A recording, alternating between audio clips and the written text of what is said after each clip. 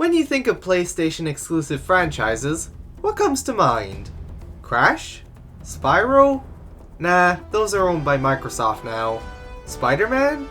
Well, technically as great as Insomniac's Spider-Man games are, Spider-Man is technically more of a comic book character than a video game character. Over the years, Sony seemed to struggle with coming up with a mascot for their PlayStation brand, until they ended up creating Astrobot. Don't get me wrong, Astrobot is cute and all, but let's face it, he'll never be as iconic as the likes of Mario or even Master Chief. Even though I don't see first-person shooters as console sellers, I cannot deny that Halo has certainly proven to hold its own as Xbox's defining franchise. I guess Master Chief is just that cool of a character. And we haven't even seen the dude's face. Nope! Nope! Does not count! Does not count! Does not count! Does not count! But that's not to say that PlayStation haven't had any damn good exclusives over the past 30 years they've been around. There's the aforementioned Spider-Man games from Insomniac, who also developed the Ratchet & Clank series and the original Spyro trilogy. There's Naughty Dog, known for the original Crash Bandicoot trilogy, Jak and Daxter, Uncharted, The Last of Us, and then just re-releasing old games on PS5 that you could technically already play on the PS5 through backwards compatibility. Oh, and I hear the Horizon games are good. And there was Sly Cooper. But am I forgetting one franchise? Oh, that's right. How could I forget about God of War? I mean, it's in the title of the video, duh. God of War is well known for being one of PlayStation's most successful franchises. And while Kratos might not be the face of PlayStation, he is definitely one character that may come to people's minds when they think of PlayStation franchises. This character's journey is quite a roller coaster to say the least. And many people praise the Norse reboot for adding depth to Kratos' character and having very emotionally gripping stories. But some easily forget that Kratos has pretty much always been a three-dimensional character, and God of War always aimed to tell deep stories from day one. However, I suppose it is easy for someone unfamiliar with the series to take a glance at God of War 3 and assume that Kratos back then was nothing more than a mindless, bloodthirsty monster who killed people for the sake of it before he became Dad of Boy! I've decided to start a retrospective on this series and show why the classic games were praised back in their heyday, and how God of War always had pretty good stories. Starting, of course, with none other than the one that started it all.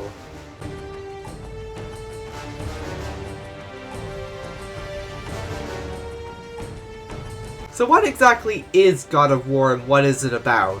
If I were to describe it, I would say it's about a Spartan demigod named Kratos who seeks redemption, and then when that doesn't work out, he turns to vengeance. The classic games are set in Greek mythology. Now, I'm no expert on mythologies, but from my limited knowledge, the Greek gods were apparently cruel and selfish pricks who ruled over Greece with an iron fist. The series is developed by Sony Santa Monica Studios, who outside of God of War have only one other game under their belt, that being their debut game, Kinetica for the PlayStation 2. A futuristic racing game, which funny enough, the engine made for the game would end up being used for the God of War games. And outside of God of War, they offer assistant development for other PlayStation games. The series protagonist Kratos was the youngest general of the Spartan army and a loving husband and father. Take note of that. He was a man who basically had everything, a caring family, and was a reliable and respected leader. However, Kratos was also ambitious. Perhaps too ambitious. And his overconfidence in his abilities would lead to a battle that he and his army were very unprepared for. Kratos lost many of his loyal soldiers and nearly his own life to an army of barbarians that severely outnumbered them. And just as the barbarian leader is about to deliver the finishing blow, Kratos remembers a vow that he made after the loss of a close sibling to never fall in battle even when the odds are stacked against him. And thus, he would call out the words that would set the course of his life in motion. Ares! Destroy my enemies, and my life is yours. And from the hellish skies above descended Ares, the dumbass of war. And he gives Kratos the cursed weapons forged in the depths of Hades, the Blades of Chaos, embedded with the undying flames of the underworld. And these weapons would stick with Kratos for the rest of his life. And after being granted the means of victory, Kratos would unquestionably serve Ares. Kratos and his army killed many people on Ares' behalf. Some may have been deserving, others were not. Kratos' oath meant that he would not question Ares' orders to him, as he felt he owed his life to him for rescuing him and his army. He would stay loyal to Ares until the night the god of war would play the most sick prank on his apprentice imaginable. For Kratos, it's basically another Tuesday, as his bosses sent him to kill a bunch more people just for poking fun at him on ancient Twitter. Kratos and his army burn the village to the ground, and Kratos heads to the furthest hut and slaughters everyone inside, including, unbeknownst to him, his wife Lysandra and his daughter Calliope. When Kratos realizes that he's been pranked horribly by his asshole boss, he renounces his oath to Ares and swears to kill the god of war. And this tragic event would place a scar on Kratos physically and mentally for the rest of his life. As Kratos sorrowfully exits the hut, the village oracle places a curse on him, fastening the ashes of his dead wife and daughter to his skin, never to be removed. And on that day, the ghost of Sparta is born. Like with the Sonic Adventure 2 review, the backstory is kind of important to the main story. As for the game's main plot, after serving the Greek pantheon for 10 years, Kratos is fed up with carrying out their tasks and living with the nightmares of his terrible deeds without any reward in sight. The goddess Athena then gives Kratos his final task on behalf of the other gods. And lucky for Kratos, his final and ultimate task is to kill his former asshole boss, as he has been throwing a tantrum in Athens after Athena made fun of him for sucking at Street Fighter on ancient Discord. To kill Ares, Kratos will have to retrieve the power from a prized treasure called Pandora's Box. Locked away within Pandora's temple, chained atop of the last remaining titan, Kronos, whom Zeus has forced to wander around the Desert of Lost Souls for eternity for being a piece of shit father. I suppose it is a fitting punishment for the guy who literally ate his own children. Kratos climbs the temple for 3 days before even reaching the starting point. Many have gone into the temple to uncover the treasure locked deep within it, but none have succeeded.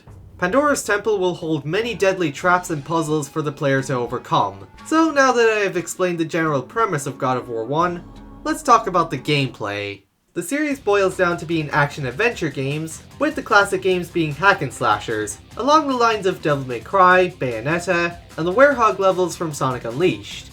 In fact, God of War was one of those games that increased the popularity of the hack and slash genre. And quick time events. Fuck them. Also, speaking of Devil May Cry, that was one of the games that inspired God of War. For most of these games, you have square for your light attacks, and triangle for your heavy attacks, like most hack and slash games. And utilizing different button combinations unleashes different combos on your foes. For example, square square triangle does this. You can also grab enemies with the circle button, and block by pressing L1. Oh, and you also use the right analog stick to dodge, since this game has no camera control, and relies on fixed camera angles. But don't worry, you won't be fighting the camera too much, since it always more or less points you in the direction you're supposed to go. Kratos also has a double jump, which is useful for platforming. Kratos' main weapons are the aforementioned Blades of Chaos, and as foul as these weapons' backstory are, they are immensely fun to use in combat. They are basically chain swords that cover a decent amount of range and are good for using against groups of enemies.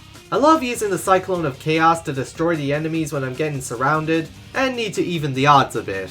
Kratos will later acquire the Blade of Artemis, a big ass sword that deals a good amount of damage, but it kinda sucks if you're used to the long ranged attacks of the Blades of Chaos. Needless to say, I just stuck to sinking all my orbs into the Blades of Chaos.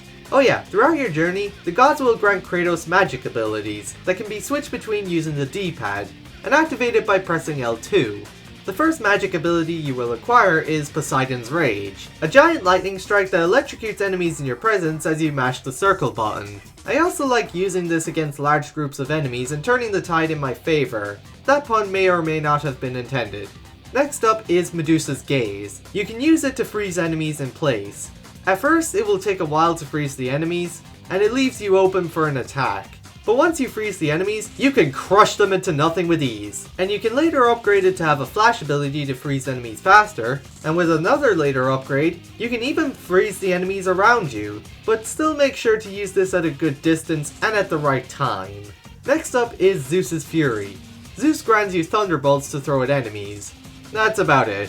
I suppose it's a decent projectile weapon. And finally, Hades, being voiced by Nathan Drake before being replaced by Mr. Krabs, grants Kratos, and I'm not gonna sugarcoat it, the souls of the dead. It's also good for group attacks, but I kinda just stuck with Poseidon's Rage. You can refill your health and magic meter by gathering health and magic orbs found in chests, or by killing certain enemies. There are also certain chests that contain Gorgon Eyes and Phoenix Feathers. Gathering a certain amount of Gorgon Eyes will upgrade your health meter, and gathering a certain amount of Phoenix Feathers will upgrade your magic meter. As for gaining new abilities for your magic and weapon attacks, you upgrade them using red orbs. Personally, I just sunk all of my orbs into the Blades of Chaos until I maxed them out, and then focused on Poseidon's Rage and Medusa's Gaze, as those are the ones I used the most.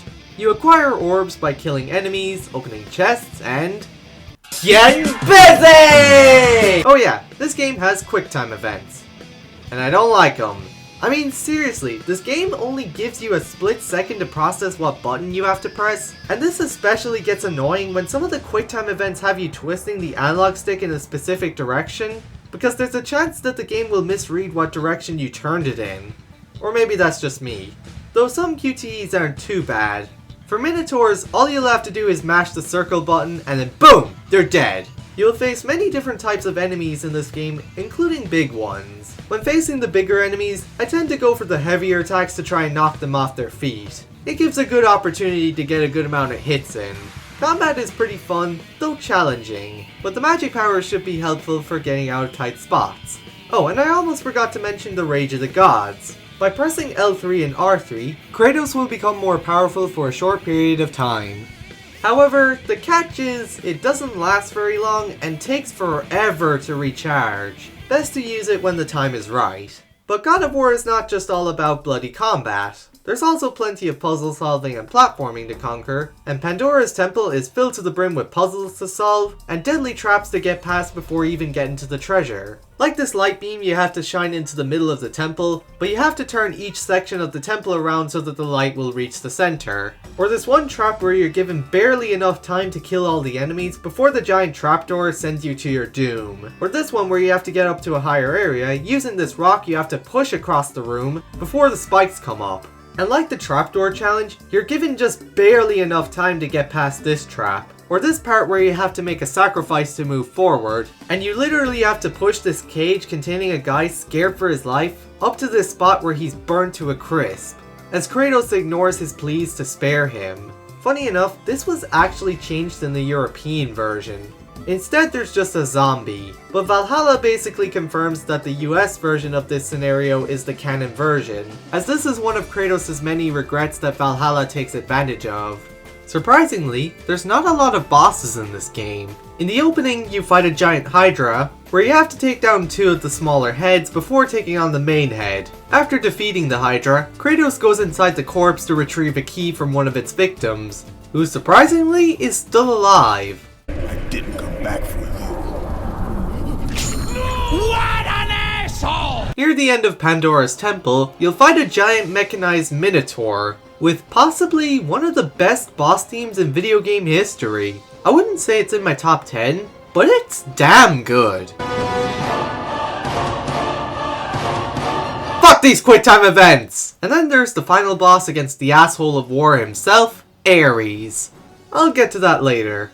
Graphically, this game looks pretty good for a PS2 game. Sure, it looks rough around the edges nowadays, but for a game released on the PS2 in 2005, it looks pretty good. The models, while jagged, look alright. But damn it, Kratos' tattoo looks different to how it looks in the other games. It's not supposed to have an extra stripe around his arm, and it's not supposed to end here. It's supposed to end there. I will not stand for this minor continuity inconsistency. Oh, fun fact. Did you know that Kratos' distinctive red tattoo was actually meant to be blue? Yeah, originally Kratos had a blue tattoo to match the PlayStation branding, but very late into development, his design received a makeover and would probably explain why the tattoo's design looks a bit different compared to the staple design that we see from God of War 2 and onwards. Also, the pre-rendered CGI cutscenes actually look pretty good. In terms of the visuals department, I'd say that the pre-rendered cutscenes have aged the best in this game. They don't look too outdated, and the animators did a pretty good job. The voice acting is pretty good.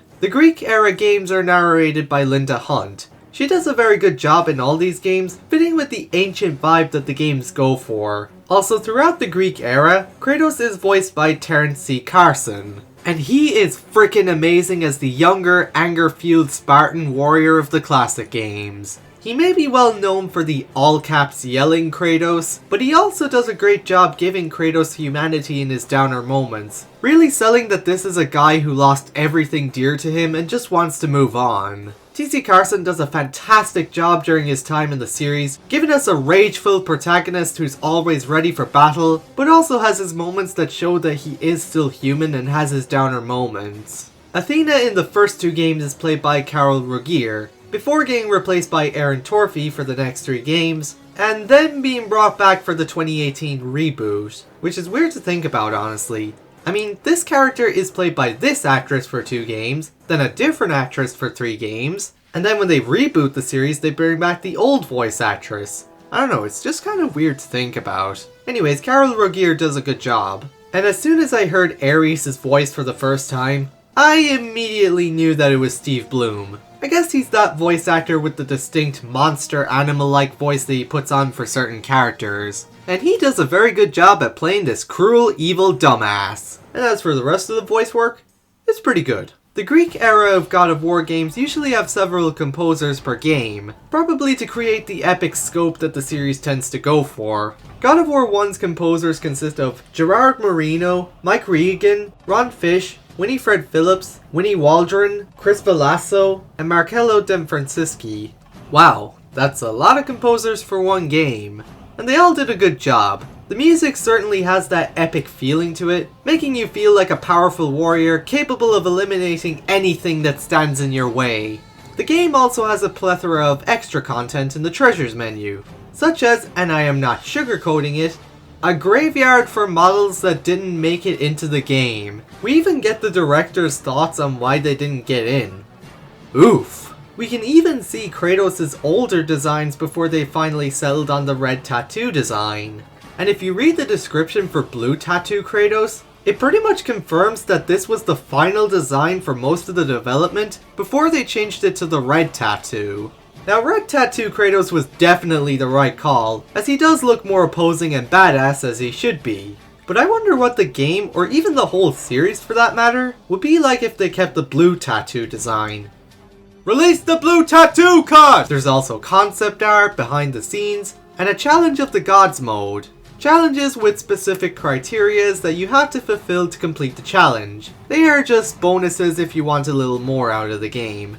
But yeah, that's just about everything that this game has to offer. And it's cool to have the behind the scenes stuff included like on a DVD. Kind of a shame that games don't really do that anymore. Now let's move on to the third act of the story. After overcoming every trap, obstacle, and puzzle in the temple, Kratos finally reaches the treasure locked at the top of the temple, Pandora's Box. A treasure so powerful, it can grant a mere mortal the power to kill a god. As Kratos pushes Pandora's Box out of the temple, Ares is shocked to see that Kratos' success is trending on ancient YouTube. And he ain't having none of that. And he picks up a pillar and yeets it all the way from Athens to the temple in the middle of the desert, landing a direct hit on Kratos in the stomach. And Kratos dies. But not really. Because if there is one thing that this series makes very clear, Kratos is just too stubborn to die. As he falls to the depths of Hades, he manages to catch on to an old man hanging on for dear life. And that man just so happens to be the frickin' boat captain! And Kratos kills him again! Well, let's just hope that this careless and cruel act doesn't come back to haunt Kratos in the future. The Path of Hades is essentially the final level you go through before the final boss, and it will put your platforming and combat skills to the test. There are spinning logs with spikes, horizontal ones that you will have to balance on, and vertical ones you'll have to climb. Oh, and need I mention that when Kratos gets hit with an arrow in midair, he plummets straight to his doom? Fuck that stupid feature. And while the spike tower was very difficult on my first playthrough a year ago, I got through them quickly on my latest playthrough. I guess it's best to just learn the pattern and find a safe spot to climb. After eliminating all the enemies and overcoming all the platforming challenges, a rope suddenly lowers from the ground above. and Kratos literally climbs his way out of hell itself. The rope was lowered by a suspicious old man who was digging the hole at the beginning of the game. After escaping Hades, Kratos' final battle draws near. Ares is boasting about his victory on ancient Instagram, and fails to notice Kratos throwing a lightning bolt at his hand, breaking the chain holding Pandora's box. Ares kindly lets Kratos climb down the cliff to open the box because ancient social media has caused Ares to lose a few brain cells. Kratos opens the box and receives the ultimate power to kill a god. He gets big, and the first phase of the final boss begins. You literally just use all your moves that you've been using thus far to defeat Ares. Oh, but don't think that this means that Ares' fight will be easy. For what he lacks in brains, he certainly doesn't lack in combat skills. Just be ready to block his attacks, use the magic when necessary, and make sure to get a good amount of hits in, even with your smaller attacks, as when you do enough damage to Ares, he will start spilling out health and magic orbs. After the first phase, Ares will make Kratos hallucinate the very hut where he killed his family. For the second phase of the final boss, you will have to protect your family from zombie versions of Kratos. And it ain't an easy task as the zombie Kratoses just keep coming. Oh, and Kratos can also hug his family to give them some of his health. Makes sense I guess. But despite his efforts, Kratos still fails as Ares strips his former apprentice of the very weapons he cursed him with, and uses them to make him relive the most horrible events of his life.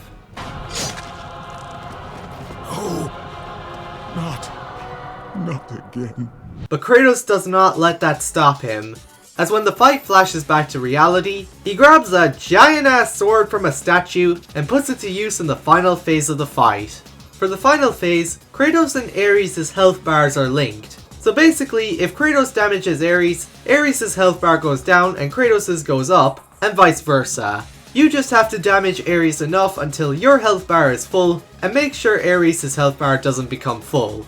And just like the first phase, be ready to block his attacks, and attack when he seems vulnerable. After besting Ares in combat, Ares with the last of his brain cells tries to justify that his dumb plan from that tragic night was to make Kratos a great warrior.